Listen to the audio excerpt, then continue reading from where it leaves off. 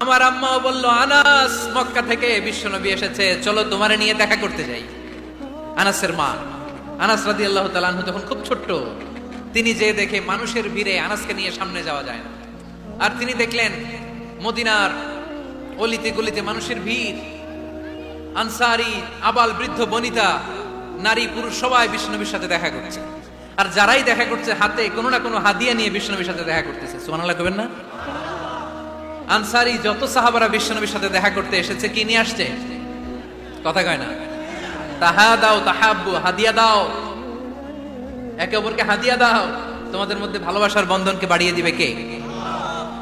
আনাসের মা বললেন, আমি মানুষ ধাক্কাতে ধাক্কাতে বিশ্বনবীর সামনে পর্যন্ত গেলাম, যে দেখি সবাই বিশ্বনবীর হাদিয়া দেয়। আমি বিশ্বনবীর সামনে যে কাঁদো কাঁদো স্বরে বললাম, ইয়া রাসূলুল্লাহ ইয়া হাবিবাল্লাহ, লাম ইউবকি রাজুলুন ওয়ালা ইমরাআতুন মিনাল আনসার ইল্লা ক্বাদ আতহাফাকা বিতুহফা। ও নবী, আমি দেখতে পেয়েছি আনসারী এমন কোন নারী নাই, এমন কোন পুরুষ নাই যে আপনাকে আপনার হাতে কোনো না কোনো হাদিয়া দেয় নাই।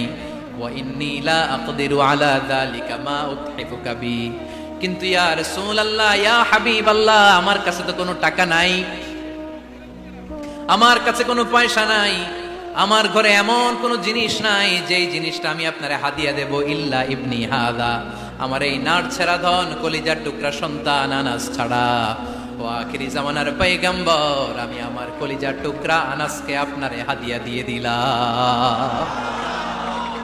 ইয়া রাসূলুল্লাহ, মদিনার আনসারী এমন কোন নারী পুরুষ কেউ তো বাকি নাই যে আপনাকে হাদিয়া দেয় নাই, সবাই তো হাদিয়া দিল, কিন্তু আমি তো হাদিয়া দেওয়ার মতো আমার কাছে কিছু নাই। আপনারা কি হাদিস থেকে নেয়া এই গল্পটা বুঝতে পেরেছেন? কথাটা শুনতেছিলেন? আনাস রাদিয়াল্লাহু তাআলা আনহুর মা বললেন, ইয়া রাসূলুল্লাহ, আনসারী এমন কোন নারী নাই, এমন কোন পুরুষ নাই যে আপনারা হাদিয়া দেয় নাই, কিন্তু আমার তো হাদিয়া দেওয়ার মতো কিছু নাই আমার এই কলিজা টুকরা আনাস ছাড়া। কি আর আমি করব, আমার কলিজার টুকরা আনাসকে আমি আপনার দরবারে হাদিয়া দিয়ে দিলাম। ইয়া রাসূলুল্লাহ, আমার ছেলেটারই আপনারা হাদিয়া দিলাম। খুদ হাদা ইয়াখদুমু কামা বাদালাক, আপনার যেই কাজ লাগবে, যেই খেদমতের প্রয়োজন আপনার এই খেদমত করবে। ও নবী, আমি জানি আনাস আপনার বেশি খেদমত করতে পারবে না, আনাস আপনার মেসওয়াক এনে দিবে, অজুর পানি এনে দিবে, জুব্বা লাগলে জুব্বাটা এনে দিবে, ছোটখাটো কাজ করে আপনারে সাহায্য করবে।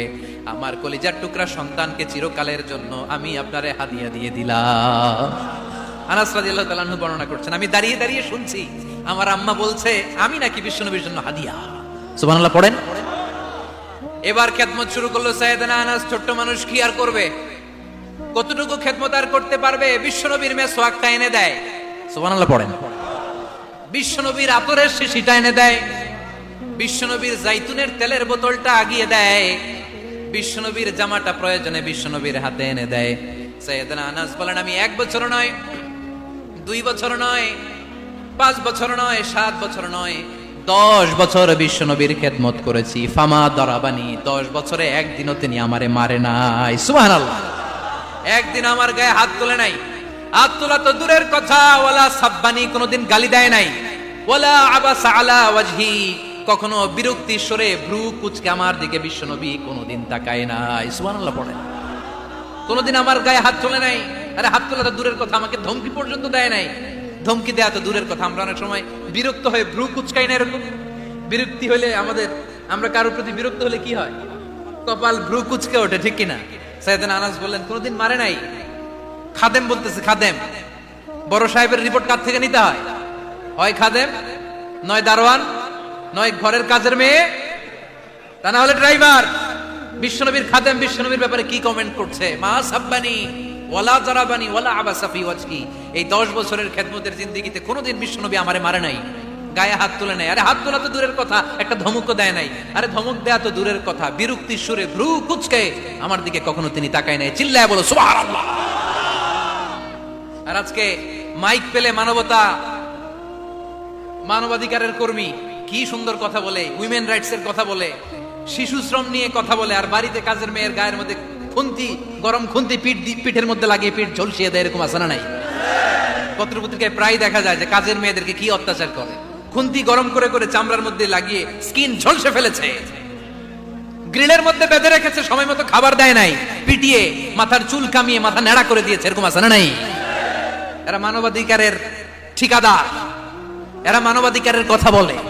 আর বিশ্বনবী সাল্লাল্লাহু আলাইহি ইসলামের খাদেম বিশ্বনবীর ব্যাপারে বলেছে, কোনোদিন মায়ের তো দূরের কথা, হাত তোলা তো দূরের কথা, আরে ধমক দেওয়া তো দূরের কথা, বিরক্তির চেহারা নিয়েও কোনোদিন বিশ্বনবী আমার দিকে তাকায় নাই। চিল্লায় পড়েন সুবহানাল্লাহ। বিশ্বনবী একবার সাইয়েদনা আনাস রাদিয়াল্লাহু তাআলা আনহুকে একটা ছোট্ট জিনিস আনতে পাঠালেন। সাইয়েদনা আনাস রাদিয়াল্লাহু তাআলা আনহু জিনিসটা আনতে যে মদিনার অলিতে গলিতে বাচ্চাদের খেলা দেখে জিনিস আনতে ভুলে খেলায় দাঁড়িয়ে গেলেন। ছোট মানুষ, ছোট একটা বাচ্চা যদি আমার সাথে নেই, সে কি আমার প্রয়োজন বুঝবে? আমার সেন্টিমেন্ট যেরকম বাচ্চা কি ওটা টের পাবে? ছোট্ট আনাসকে বললেন, আমার জুব্বা নিয়ে আসো। বিষ্ণু সাল্লাল্লাহু আলাইহি ওয়াসাল্লাম শাম দেশের জুব্বা পড়তো, বলতেন জুব্বা নিয়ে এসো। জুব্বা আনতে যখন বেরোলেন আনাস রাদিয়াল্লাহু তাআলা আনহু, দেখলেন মদিনার অলিতে গলিতে বাচ্চারা কুতকুত খেলে। কি খেলে? আপনারা খেলেন? তো এই খেলা দেখে আনাস রাদিয়াল্লাহু তাআলা আনহু ভুলে গেলেন যে বিশ্বনবীর জামা আনতে হবে। উনি ভুলে যে উনিও দাঁড়িয়ে খেলা দেখতে শুরু করলেন। এখন ঘন্টার পর ঘন্টা যায়, আনাসও আসে না, জামাও আসে না। বিশ্বনবী ভাবলেন, হায় রে, আনাস মনে হয় ভুলে গেছে, কি আর করা যাই, নিজের জামা নিজেই নিয়ে আসি। বিশ্বনবী বের হলেন জামা আনতে, বের হয়েই দেখে মদিনার গলিতে বাচ্চারা খেলতেছে, ওইদিকে আনাস রাদিয়াল্লাহু আনহু দাঁড়ান। বিষ্ণু সাল্লাল্লাহু আলাইহি ওয়াসাল্লাম কিছু বললেন না, যে উনিও আনাস রাদিয়াল্লাহু তাআলা আনহুর পাশে দাঁড়িয়ে খেলা দেখতে আরম্ভ করলেন। সুবহানাল্লাহ পড়বেন না? সাইয়েদনা আনাস খেলা দেখতে হঠাৎ বিশ্বনবীর দিকে চোখ পড়ে গেছে। বিশ্বনবীর চোখের দিকে যখন সাইয়েদনা আনাস রাদিয়াল্লাহু তাআলা আনহুর চোখ পড়ে গেছে, সাইয়েদনা আনাস বলে, আমার কলিজাটা এখান থেকে এই দিকে চলে আসছে ভয়ে। কিসে? ভয়ে। উনি বললেন, আমার গলা শুকিয়ে যেতে আরম্ভ করলো, কাঁপতে লাগলাম। হায় হায়, এখন আমার মনে পড়ছে বিশ্বনবীর জামা আনতে পাঠাইছিল, ভুলে গেছে খেলার আবেশে পড়ে। উনি বললেন, বিশ্বনবী আমারে ধমক দেন নাই, আমার গায়ে হাত তোলেন নাই, জামা আনতে পাঠাইছি, এখানে খেলা দেখতেছো এটাও বলেন নাই, বিরক্তিও প্রকাশ করেন নাই। বিশ্বনবী শুধু একটা হাসি দিয়েছেন, স্মাইল। কি দিয়েছেন? একটা মুচকি হাসি দিয়েছেন। কি হাসি? সাইয়েদনা আনাস বলে, ওই যে ওই দিনের বিশ্বনবীর মুচকি হাসির শাসন মরার আগের দিন পর্যন্ত আমি আনাসকে সোজা রাস্তায় রেখেছি, আর ডানে বায়ে নেয় নাই। শাসন করতে জানলে লাঠি লাগে না, শাসন করতে জানলে ধমক লাগে না, শাসন করতে জানলে পিট্টি দেয়া লাগে না, মুচকি হাসি দিয়েও শাসন করা যায় কি যায় না?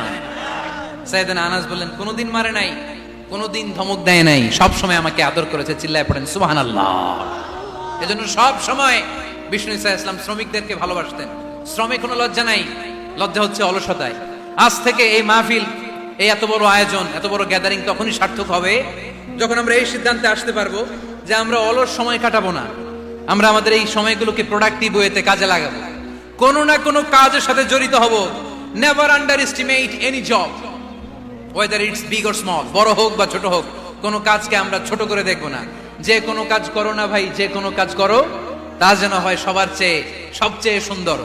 আমাদের অবসর সময়গুলোকে কাজে লাগানোর দরকার আছে না নাই?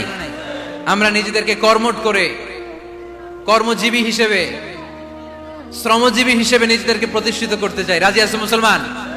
লক্ষ্মীপুরের যুবক ছেলেরা আওয়াজ করে বলো, পারা যাবে? লজ্জা কিসে?